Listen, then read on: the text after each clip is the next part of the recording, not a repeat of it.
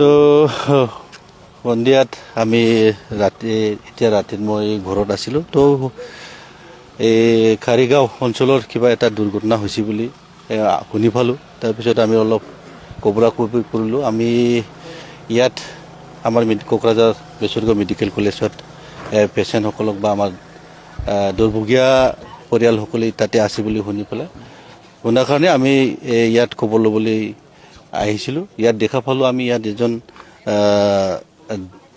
আমাৰ এজন ল'ৰাৰ ডেথ হ'ল আৰু পাঁচজনমান ইয়াত চিকিৎসা লৈ আছে।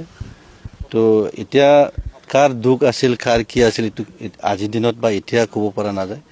এইটো তদন্ত কৰিবৰ কাৰণে আমাৰ প্ৰশাসন আছে, আমাৰ পুলিচ প্ৰশাসন আছে। নিশ্চয় তেখেতসকলে বিচাৰ বিবেচনা নিশ্চয় কৰিব।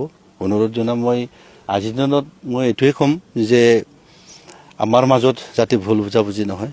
আমাৰ বড়ো ভাইসকলৰ লগত বা আমাৰ আদিবাসী ভাইসকলৰ লগত আমি একেলগে থাকিব লাগিব।